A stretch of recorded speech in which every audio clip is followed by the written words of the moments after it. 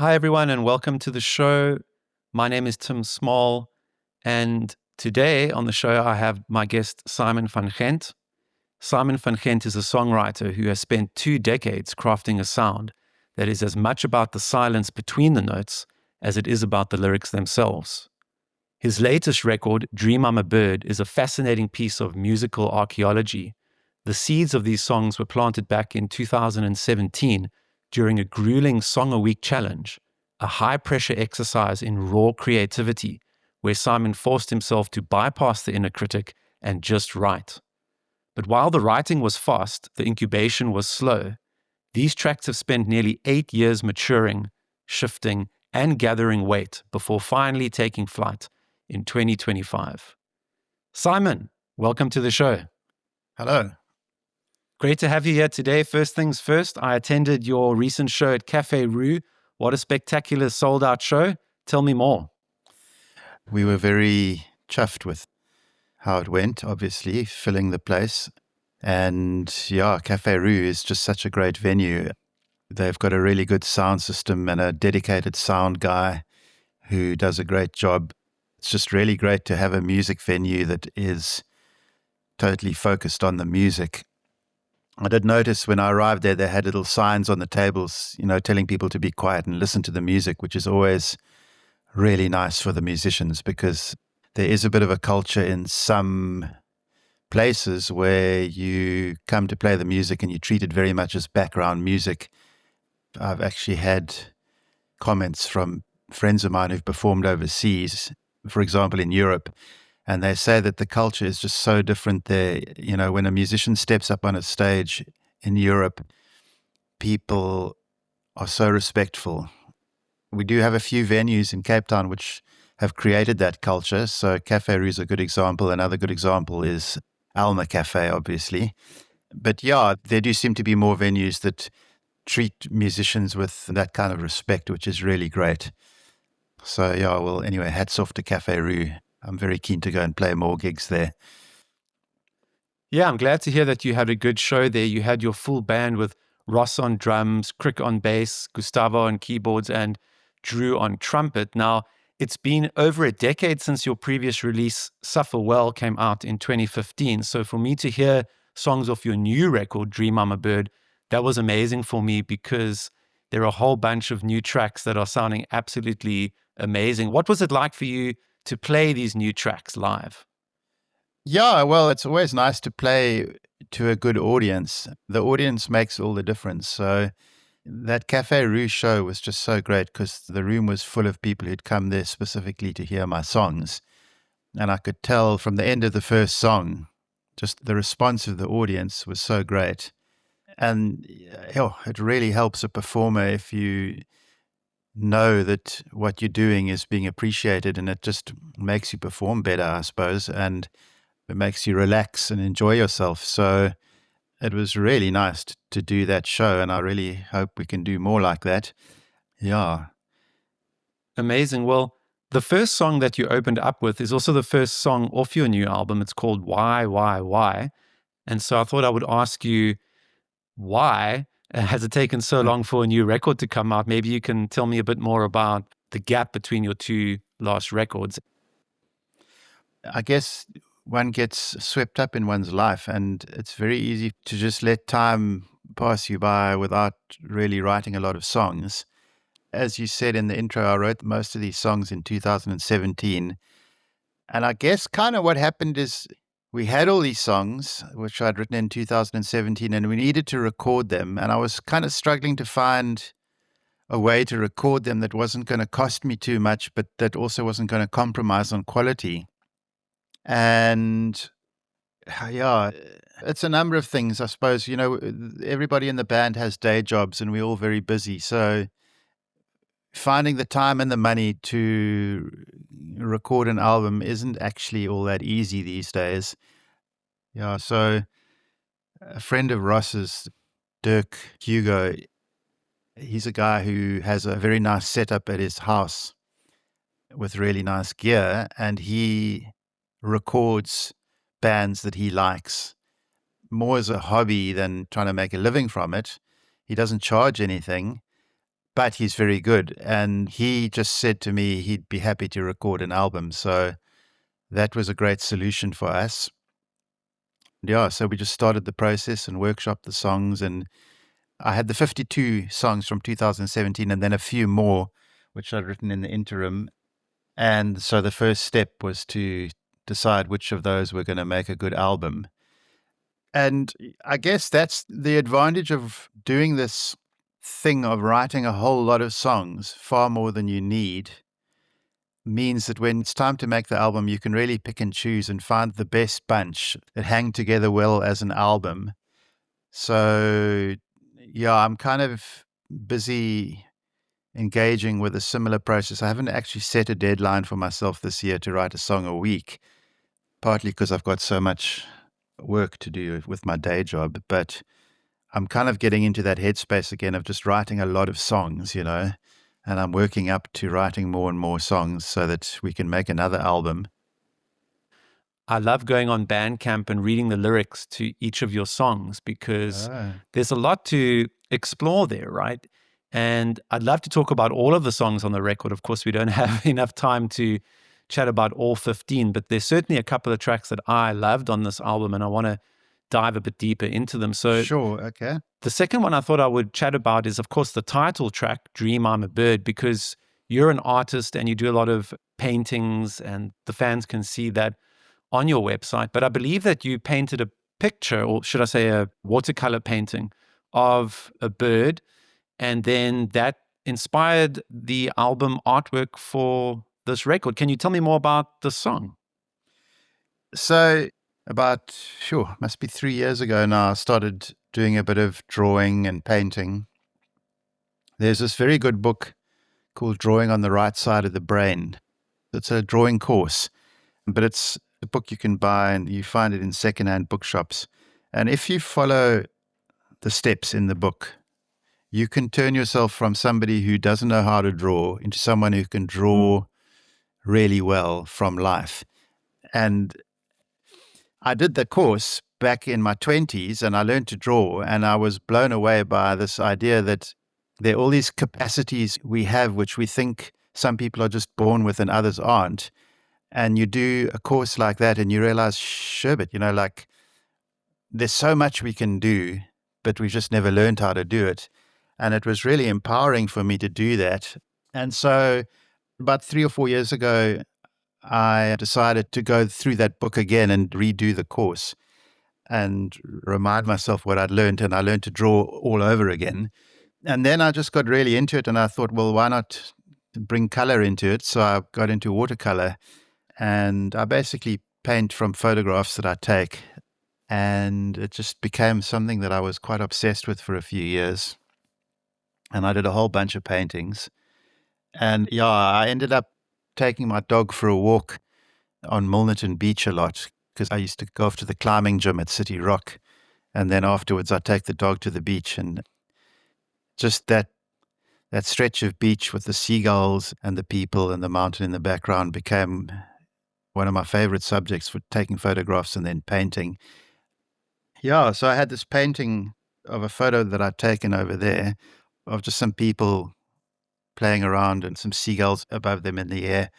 And the painting came out really well. And once we'd made the album, I needed artwork for it. And usually making album artwork is quite a drama. You've got to find an artist and commission it and go back and forth. And it can take a month or two to finally come up with album artwork that you're happy with.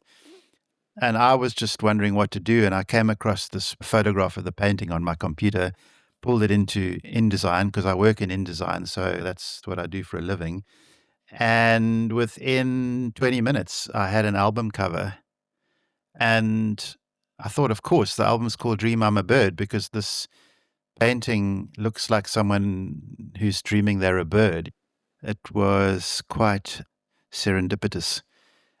And yeah, it was a big relief. Suddenly, after 20 minutes of wondering what I'm going to do, I had an album cover and I had the artwork all done and it was great. So, yeah.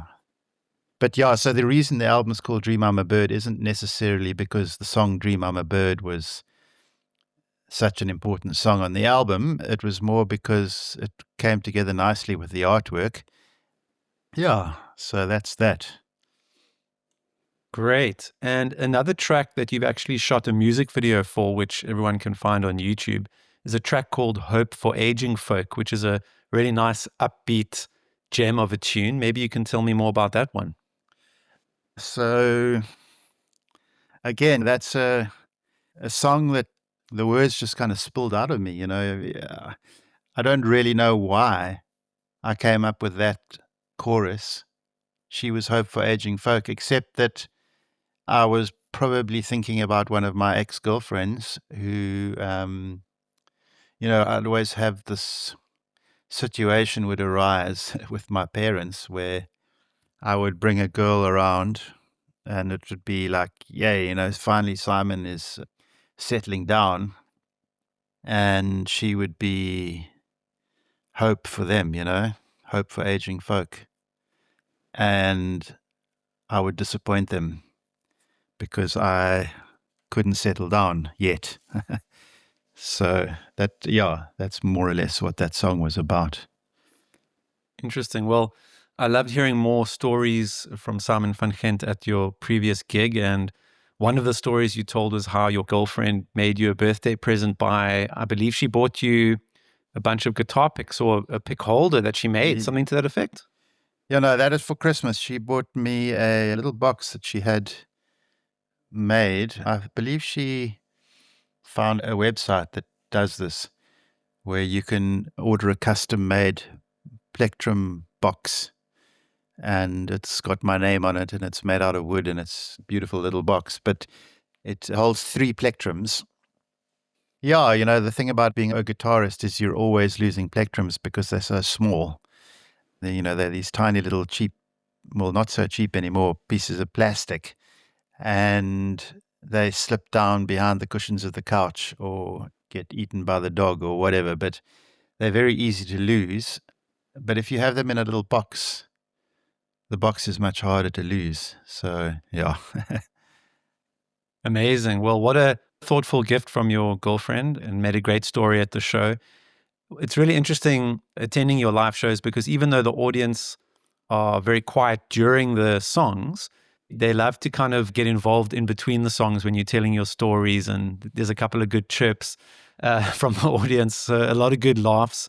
And one of the chirps that really made me laugh during your previous gig was someone shouted out, "The Mouse Song." And then I knew what they were referring to because it's another track on your record called Murder Mouse Blues. And it's actually a really, really cool track, quite different to the others. It's got this kind of eerie keyboard sound to it, and it's very groovy and almost kind of a reggae sort of feel. So I saw the look on your face when you thought to yourself, oh man, we haven't practiced that one for the gig, but clearly it's a banger that the crowd wants to hear. So tell me more about that. Okay, so what happened with that song, it's actually usually is part of our set list, but I got a WhatsApp from a friend a week before the gig who said she's bringing 3 or 4 people with her to the show who are serious, like, animal rights activists, like off the charts concerned about hurting animals, which, I am too, by the way. But anyway, and please would I not sing that song? And my initial reaction was like, come on, really? It's like, it's not really a song that's celebrating the murder of mice. I wrote the song partly out of the conflict that had stirred up in me that I did kill a mouse in the middle of the night once. What do we do about vermin, that we share our space with? Everyone is confronted with this issue of rats and mice and their houses. And, I really think rats and mice are little conscious beings. They've got a life of their own, and it's not cool to kill them, but can we coexist with them, And I was being kept awake one night by a mouse that was trying to find its way out of my room, and it kept waking me up, going till like 3 a.m. And eventually I cornered it and found a mouse trap and set the trap, and the trap killed the mouse. And I was a bit shocked by what I'd done, you know. But it's a funny thing. 90% of us happily buy meat from a supermarket that was killed by somebody, you know. And we live with this disconnect all the time between the murdering that we're doing and our feelings about murder. And that is why I wrote the song, you know, because I'd murdered a mouse and it was consequential. So the song itself, it's not a celebration of murdering mice, you know, it's more me saying like, shit, what have I done? So I did feel a little bit annoyed that someone was saying I shouldn't sing the song because there's sensitive people in the audience. But at the same time, I thought, fuck it, you know, I've got lots of other songs, so let's just skip that one for the show and rather not cause a fuss. But anyway, yeah, that song will definitely be on the set list at future shows. Wow, what an interesting story. I never expected to hear such an intricate response to that question. But yeah, I mean, that's so interesting. I guess we're going to have to put a parental advisory sticker on the new Simon van Gent album. Yeah. But actually, it does raise another question, because I noticed in your track list that there are a lot of songs that reference animals. You've got Dream I'm a Bird, Murder Mouse Blues, and there's another track called Animal, What's the Way? So maybe tell me more about that one. Yeah, I mean, you know, someone pointed this out to me actually recently, that there are a lot of birds in my songs, and I wasn't really conscious of it. I sing about sunbirds and the nightjars and the owls in my one song. The song Animal, What's the Way? Probably had to do with me and my dog. I had a dog at the time who subsequently died, but I was very attached to this border collie called Coco. And I guess also, you know, when I was a child, we had a dog who I was very attached to. And I've spent a lot of time looking at the dog, wondering how it is to be a dog, you know, like what's its existence like. And it seems to me that animals are free of something that we are cursed by, which is this thinking about thinking. So our brains have this capacity to think about what we're thinking about and to think about everything. We think about so much stuff. And it gives us all this amazing creativity and ability to create technology and have a story that we tell ourselves about ourselves and about each other. And animals, as far as I can tell, don't have very much of that going on. You know, they might have a little bit of it. But when you see a dog lying in the sun, sleeping half the day away, I don't think he's or she is anxious about, are they going to die one day? You know, which is something that human beings will lie in bed at night. I certainly do. And think, how many more years have I got left? And, yeah, you know, we're aware of what's coming 20, 30 years down the line. At some point in your childhood, you see a dead animal and you realize, like, that's going to be me one day, you know? Yeah, I guess the song is exploring what can an animal teach me about how to exist? How can I free myself from this? It's basically our frontal cortex, the part of our brain that differentiates us so strongly from animals. The higher apes have it to a degree, but it's super developed in humans. And it's this part of our brain that does all this logical thinking. And there are moments in my life where I somehow bypass it through things like meditation or just mindfulness. And I think, you know, that's kind of the whole goal of mindfulness, is to try and become more like an animal, where you just kind of living things as they happen rather than watching things happen and thinking about them. So, yeah, that's really what that song is. It's kind of just asking that question, animal, what's the way to free the soul? What can you teach me? And I do think that's maybe why we love to have pets like dogs and cats, because when you interact with a dog or a cat, it kind of puts you right in the moment because you're no longer in the world of your own thoughts about thoughts. You're just there with the dog, and it connects you directly to something far simpler and more elemental. Awesome. And I'm interested to know if out of these 15 songs, there are perhaps one or two that are standout tracks for you that are particularly special to you, that have a special place in your heart. Oh, yeah, I think Animal What's the Way is one of my favorites.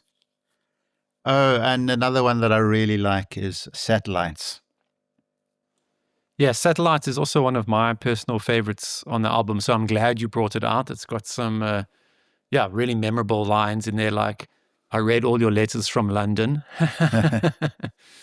And I guess I just have to ask about one more song, if that's all right, because you played it live at the concert. And so clearly it's another banger, if you will. Oh, And yeah. it's called Jet Lag Boy. Oh, okay. Sure.